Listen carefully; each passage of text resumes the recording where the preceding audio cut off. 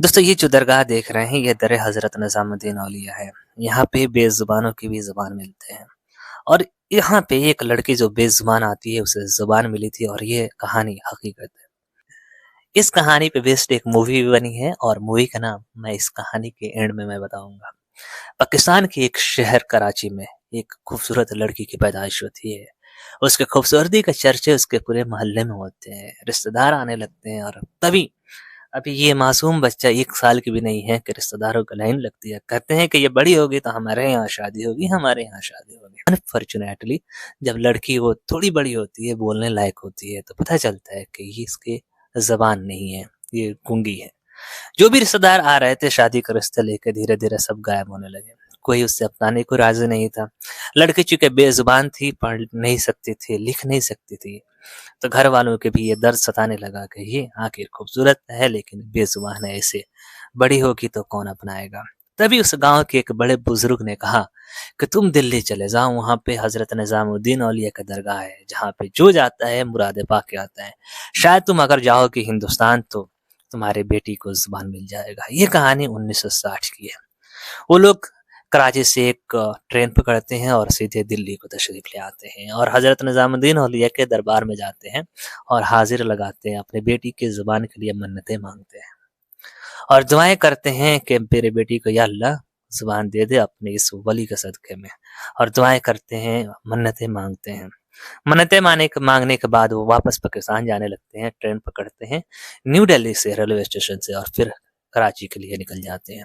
रात होती है, जब रास्ते में ट्रेन चल रही होती है तो रास्ते में कहीं ठहरती है ट्रेन, और जब ट्रेन ठहर जाती है सिग्नल का वेट कर रही होती है तो सभी लोग सो चुके होते हैं। रात के तकरीबन 12 बज रहे होते हैं और लड़की चूँकि मासूम छोटी सी थी तो बच्चों को क्या कभी भी जगते रहते हैं। और रात के बच्चा जग रहा था, विंडो से बाहर के नज़ारे देख रहा था। चांदनी रात थी, उजाले थी और ट्रेन के बाहर, पटरी के कुछ दूर बाहर एक छोटा सा घर था जहाँ पे एक भेड़ का बच्चा सो रहा था। इस लड़की को काफी अच्छा लगने लगा। इसने सोचा कि भेड़ के बच्चे को जाता हूँ और खिलाती हूँ। ये जैसे ट्रेन से उतरती है और भेड़ के बच्चे को दुलार करती है, खिलाने में मशगूल हो जाती है, तभी ट्रेन निकल जाती है। ये मासूम बच्चा भागती है, चूंकि बेजुबान थी, आवाज भी नहीं दे सकती थी, ट्रेन के पीछे भागती रही लेकिन ट्रेन को पकड़ नहीं सकी। ट्रेन निकल गया और ये अपने पेरेंट्स से बिछड़ जाती है। उधर सुबह जैसे होता है कराची के शहर में, माँ बाप उसके जगते हैं तो चीखा पुकार मच जाता है कि मेरी बेटी आखिर कहाँ छूट गई। वो लोग रोता है, बिलखता है, चिल्लाता है, लेकिन हिंदुस्तान आना उनके लिए आसान तो नहीं था। हिंदुस्तान आने के लिए बहुत सारे प्रोसेस करने होंगे, क्योंकि वो लोग ठहरे पाकिस्तानी। इतने आसानी से हिंदुस्तान आना उनके लिए मुमकिन नहीं रहा, तो वो लोग अपने सोर्सेस के जरिए हिंदुस्तान में तलाशना शुरू किया, लेकिन उनकी बेटी उनका हाथ न लगा। हिंदुस्तान में बेटी ठहरी हुई थी और वो भी इधर उधर रात भर भटकती रही। भटकते भटकते एक जगह पहुंची जहाँ पे हनुमान जी की कुछ प्रोग्राम हो रहा था। वहां पे एक हनुमान जी का भक्त बैठा था, उसके पास पहुंची और वो खाना खा रहा था। खाना खा रहा था, इस मासूम बच्ची को देखा कि ये खाने की तरफ घूर रही है तो उसे लगा कि शायद इससे भूख लगी होगी। तो उसने क्या किया, इस बच्ची को एक लीटी दिया। ये फटाफट लीटी खा गई। तो सोचा कि इसे शायद बहुत ज्यादा भूख लगा है, ये लग रहा है 2-3 दिन से भूखी है, तो उसे एक और लीटी दी तो वो भी खा गई। तो इसने पूरे खाना दे दिया तो पूरे खाने खा गई। फिर उसे एक गिलास पानी दिया, वो पानी पी गई। फिर देखा कि अरे यार ये तो लग रहा है होमलेस है, तो उससे अपने घर ले गया। और कहानी इस बंदे की ऐसी है कि ये खुद होमलेस था। ये 10th क्लास में 3 बार जब फेल हुआ था, इसके पेरेंट्स ने इसे मार पीट करके भगा दिया। ये रहने वाला यूपी का था, ये दिल्ली पहुंचा अपने रिश्तेदार के यहाँ। और इसके रिश्तेदार वाले जब देखे कि ये तो खुद होमलेस था, यहाँ पे पड़ा हुआ था और एक और लड़की को उठा लिया, तो बड़ी परेशान हुए। कहने लगा यार तुम्हारे रहने के लिए खुद घर नहीं है और दूसरे की बेटी उठा लिया है। तो कहने लगा कि देखो यार हम लोग ब्राह्मण हैं और ये लड़की काफी गोरी है, ये भी शायद ब्राह्मण होगी और ये बेघर है, तो इसे हमने सोचा कि इसे सहारा दे दिया जाए। वो फैमिली वाले भी बड़े अच्छे थे, तो सोचा कि चलो एक और बेसहारा को अपने घर में जगह दे देते हैं। उन लोगों ने अपने घर में इस लड़की को रख दिया, लेकिन चूंकि ये बोल नहीं सकती थी तो उन लोगों को पता नहीं चला कि ये वाकई पाकिस्तान की है। कुछ दिन बाद हुआ, ये लोग शॉपिंग के लिए बाहर गए। जैसे ही शॉपिंग के लिए बाहर गए, वहां पे एक मीट की दुकान थी। लड़की भागी भागी मीट की दुकान पे पहुंच गई, मीट की मांग कर दी। उन लोगों ने देखा कि अरे ये तो मीट खाती है, शायद ये मुसलमान की बेटी होगी। उस घर में हड़कंप मच गया कि यार एक मुसलमान की बेटी को हमने अपने घर में पाल रखा था, वो भी ये गोश्त खाती है, मीट खाती है, हमारा तो धर्म भ्रष्ट हो जाएगा। लेकिन वो फैमिली बहुत अच्छी थी, सोचा कि चलो कोई बात नहीं, अब रख लिया है तो रख ही लेते हैं, मीट खाती है कोई बात नहीं, चलो एक मुसलमान को सहारा दे देते हैं। कुछ समय बाद उस घर में रहने लगी तो फिर इंडिया पाकिस्तान का मैच हो रहा था, सारी फैमिली मैच देख रही थी बैठ के। तो घर वाले मैच देख रहे थे, जब हिंदुस्तान की बैटिंग हो रही थी घर वाले सारे तालियां बजा रहे थे और ये चुपचाप खामोशी से देख रहे थे, कोई रिएक्शन नहीं है। जैसे ही पाकिस्तानी मैच ने क्रिकेट खेलना शुरू किया, इसने तालियां बजानी शुरू कर दी। तब उन लोगों का रियलाइज हुआ कि अबे भाई ये तो पाकिस्तानी है। वो लोग बड़े परेशान हो गया कि भैया अभी तक तो हम मुसलमान समझ रहे थे, ये तो पाकिस्तान का लड़की आ गई हमारे घर में। उन लोगों को बहुत टेंशन हुआ। उन लोगों ने गुस्से के मारे इस हनुमान जी का भक्त को अपने घर से निकाल दिया, कहा कि भैया हम तुम दोनों को अपने घर में रख नहीं सकते, चलो लेकर निकलो इसे।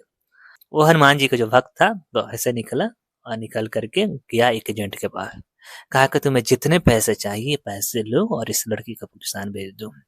एजेंट ने वादे किया कि इस लड़की को हम पाकिस्तान पहुंचवा देंगे। ये ना, ये जो बंदा था ये सोचा कि ये पहुंचवा देगा पाकिस्तान, तो उस पर ट्रस्ट कर लिया, लेकिन वो पाकिस्तान उस लड़की को भेजा नहीं। उसने क्या किया, उस लड़की को बेच दिया। हनुमान जी के भक्त को पता चला कि लड़की को बेच दिया, तो पहले जाकर उस एजेंट को बहुत मुनिया से कूटा और तय किया कि इस लड़की को हम खुद पाकिस्तान लेकर जाएंगे। लेकिन पाकिस्तान ही आसानी से जा नहीं सकता था, क्योंकि इसके पास पासपोर्ट नहीं थे। तो इसने सोचा कि बॉर्डर पे जाऊंगा, बॉर्डर के तारों के नीचे से हम निकलेंगे पाकिस्तान लेकर। जैसे ही ये बॉर्डर पे पहुंचा, आर्मी वालों ने इसे पकड़ लिया कि भैया तू कहाँ जाना चाहता है। तो इसने कहा कि इस लड़की को पाकिस्तान छोड़ने जा रहे हैं, क्योंकि ये पाकिस्तान से आके भटक गई है। फौजी वाले ने बड़ी परेशान हुए कि भाई ये पागल आदमी है क्या है। उन लोगों ने कहा कि अगर तुम्हें दोबारा हमने देखा तो यहीं पे गोली मार देंगे, तुम वापस लौट जाओ हिंदुस्तान।